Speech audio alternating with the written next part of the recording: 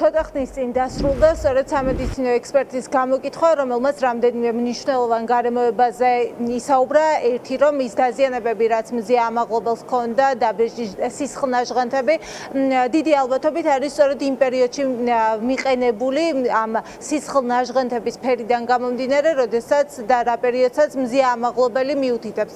ყველაზე მთავარი, რასაც ბრალდების მხარე აპელირებს ირაკლი გებუაძის შემთხვევაში, რომ სამართალდამცველს ჰქონდა სიწითლე ლოყაზე და აღენიშნებოდა ყურის ნიჟარის ტკივილი. ამ შემთხვევაში სამედიცინო ექსპერტი ამბობს, რომ სიწითლე და ტკივილი მისი შეფასების კომპეტენცია არ არის, ტკივილი არის სუბიექტური აღქმა, შესაბამისად მას რომც ენახა სიწითლე და ვერ იხსენებს, აღენიშნებოდა თუ არა 12 საათის მის შემდეგ სიწითლე გებუაძეს, როდესაც სამედიცინო ექსპერტიზაზე მივიდა, მაინც არ ჩაწერდა დასკვნაში, რადგან სიწითლე და ტკივილი არის სუბიექტური აღქმა. რაც შეეხება დაზიანებას, ექსპერტი პირდაპირ ამბობს, რომ რაიმე სახის დაზიანება გებუაძის სახეზე მას არ დაუფიქსირებია.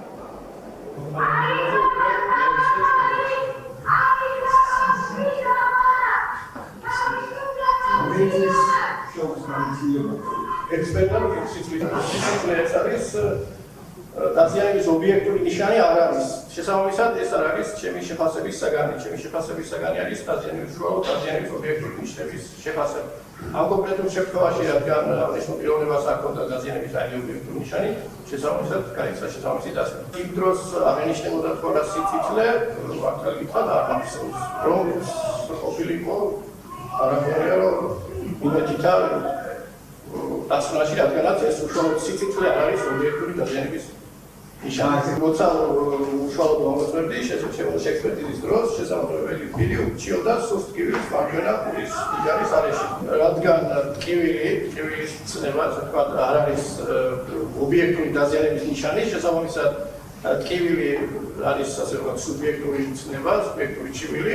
შესაბამისად, როგორც სამედიცინო ექსპერტი, მისი შეფასების ასე ვთქვათ კომპეტენცია მე არ გამორჩა. მზია ამაღლობელს სასამართლო სამედიცინო შემოწმებისას მარცხენა ყბის არეში აღენიშნებოდა სისხლნაჟღანთები. დაზიანებები განვითარებულია რაიმე პრიმულების საკის მოქმედების შედეგად, მიეკუთვნებიან მსუბუქარი ჯანმრთელობის მოშლის გარეშე და ხანდაზმულობით არ ეწინააღმდეგებიან საქმის გარემოში მითითებულ თარიღს.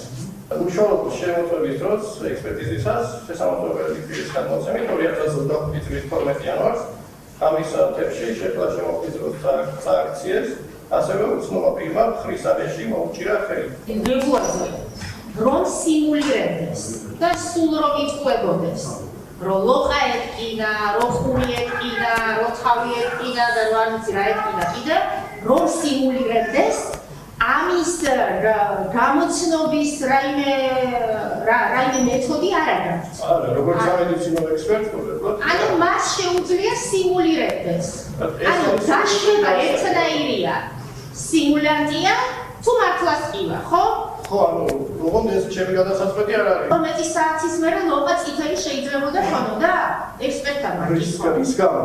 შემოვაწუნების ხო არ იღწერათ გარემოებები, რომ შემოვაწუნდეს. ვერ გეტყვით, მე ვერ გეტყვით, იმიტომ რომ მე ვერ ვაფასებ ეს, იმიტომ რომ კომპეტენცია არ მაქვს.